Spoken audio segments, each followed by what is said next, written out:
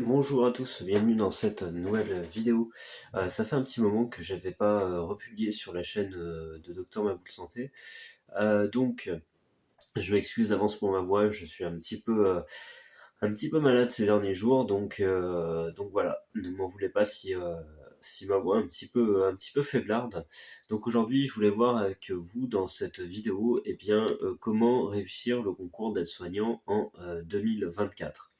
Alors l'idée en fait, plus exactement, ça c'est le titre de la vidéo, pour que ça soit un petit peu plus racoleur on va dire, que ça fasse un petit peu plus de clics, hein. Mais en fait le truc c'est qu'il n'y a plus de concours à proprement parler. En fait, en 2024, toujours, donc depuis 2-3 ans maintenant je crois, il y a une sélection aide-soignant à l'entrée et donc du coup, une sélection qui s'opère en fait sur un dossier de candidature. Donc je vais vous réexpliquer un petit peu les modalités, hein. Je relis en même temps. Donc l'idée en fait c'est que la sélection des candidats, elle est effectuée par un jury de sélection sur la base d'un dossier et d'un entretien qui sont destinés à apprécier les connaissances, les aptitudes et la motivation du candidat à suivre l'une des formations visées. Donc en fait, le dossier de candidature, il fait l'objet d'une cotation par un binôme d'évaluateurs, donc avec en général un aide-soignant ou auxiliaire de puériculture en activité professionnelle et un formateur infirmier ou cadre de santé. Donc ça, c'est les deux personnes que vous allez avoir en face de vous, notamment pour l'entretien oral. Et ces personnes-là, avant l'entretien oral, elles auront accès à votre dossier et elles pourront valider ou non, enfin l'école de manière générale, mais ces personnes-là auront accès à votre dossier.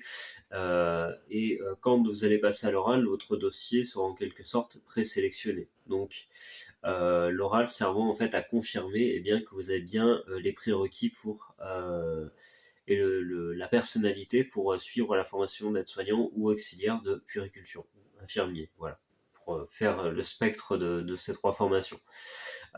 Ensuite, l'entretien, il va durer d'une quinzaine à une vingtaine de minutes.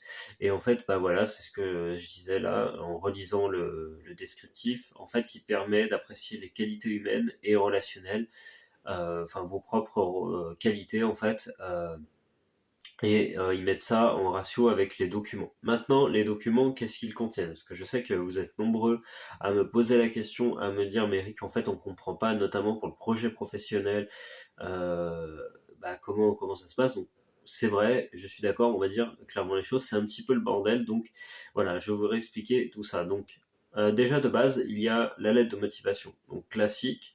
La lettre de motivation, c'est voilà, hein, j'ai envie de dire, c'est vieux comme Hérode. Donc la lettre de motivation, tout simplement pour prouver vos motivations sur une page, euh, en étant assez concis, en étant assez clair. Moi, ce que je vous recommande dans cette lettre de motivation, c'est notamment de faire une bonne phrase d'accroche au départ, aussi de mentionner vos diplômes, notamment s'ils sont en rapport, et surtout s'ils sont en rapport avec la formation visée. Donc ça, c'est vraiment important. Euh, et ça, c'est vraiment les deux éléments qui ressortent dans la lettre de motivation. Après, il y a aussi, il faut que le jury fasse un balayage rapide aussi de vos qualités humaines aussi. Donc dans la lettre de motivation, il faut qu'il voit tout de suite à qui il a affaire. Et ensuite, ça va lui donner envie d'aller plus loin et notamment d'aller vers votre projet professionnel. Je ferai volontairement l'impasse ici sur le CV parce que je pense que vous savez tous globalement ce qu'est un bon CV. Donc le CV, ça ne concerne pas uniquement les aides-soignants, mais aussi l'ensemble des professions en général. D'ailleurs, si vous tombez sur cette vidéo, que vous êtes issu d'une autre filière, et écoutez, sachez aussi que je peux vous aider si vous avez besoin d'une aide rédactionnelle dans un document. Je sais aujourd'hui, pour la petite aparté, que l'intelligence artificielle est là et qu'elle aide beaucoup, notamment pour la lettre de motivation, entre autres. Mais voilà, moi, le petit bémol que j'aimais, c'est que pour avoir essayé, je ne travaille pas avec, hein, de manière générale, c'est pas, voilà. Moi, je l'écris, j'écris moi-même puisque c'est des choses qui sont personnalisées. Et en fait, le truc justement, c'est que l'intelligence artificielle aujourd'hui n'est pas, à mon sens, capable de produire un texte, quelque chose de suffisamment personnalisé pour réussir des entrées en sélection.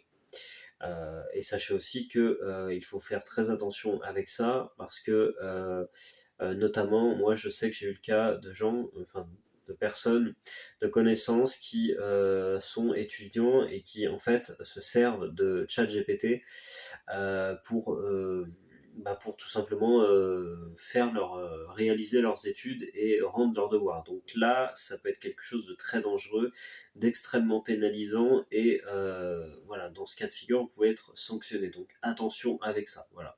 Donc à utiliser avec bon escient.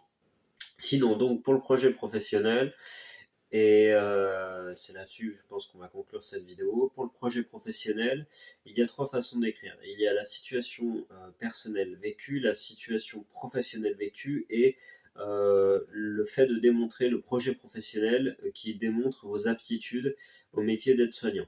Alors, quand vous écrivez par exemple un projet personnel vécu, une situation personnelle vécue, l'idée c'est d'aller chercher dans votre entourage, dans vos expériences plutôt, une personne dont vous êtes occupé. Donc cette personne, ça peut être votre grand-père, ça peut être votre grand-mère, ça peut être votre oncle, ça peut être voilà une personne, une voisine, un voisin âgé, donc une personne dont vous êtes occupé, et en fait vous allez raconter l'histoire en restant anonyme bien sûr, enfin en anonymisant la personne, hein. Euh, Vous allez raconter cette histoire et en fait, eh bien, la personne, eh bien, vous allez dire, bah voilà, je me suis occupé de cette personne, voilà comment ça s'est passé, en rajoutant de l'émotion aussi, c'est important, parce qu'évidemment, on n'est pas des robots, hein, le but c'est que vous occupez de gens, donc c'est évidemment très important d'ajouter un minimum d'émotion. Et en disant, bah voilà, moi ce qui m'a plu le fait de m'être occupé de cette personne, etc. Et c'est aujourd'hui pour ça que je veux devenir aide-soignant. Voilà. Et l'idée, c'est vraiment de développer vos motivations et montrer votre ambition autour de cette histoire. Si c'est la partie situation professionnelle vécue, eh bien c'est la même chose, mais dans un contexte professionnel. C'est-à-dire que vous avez été auxiliaire de vie, où vous êtes auxiliaire de vie, aide à domicile, vous êtes occupé d'une personne, mais dans un cadre strictement professionnel. Et là, vous pouvez prendre une histoire qui vous est arrivée, par exemple avec un patient, et aussi si vous étiez stagiaire, ça fonctionne aussi, ça reste professionnel. Après maintenant, la troisième façon d'écrire, si c'est disons la partie professionnelle où là il va falloir ressortir toutes vos expériences, eh bien ça va être l'idée d'aller chercher vos expériences, voilà, à telle période, et ça marche surtout pour les gens qui ont fait beaucoup qui ont déjà travaillé dans le social, et ressortir vos expériences, voilà, par exemple à tel moment j'étais agent de soins, eh bien j'étais agent de soins, voilà ce que j'ai fait, et patati patata, les compétences que j'ai pu développer, etc. Et tout en faisant des liens, enfin en corrélation avec le métier, la formation que vous allez suivre d'aide-soignant. Et ça marche aussi évidemment pour les auxiliaires de puériculture. Voilà, j'espère que cette vidéo a été suffisamment complète. Donc n'hésitez pas, si vous avez des questions dans les commentaires, vous pouvez aussi me contacter par mail. Sachez que je propose une aide et une formation, une aide et à la rédaction de documents ou une formation.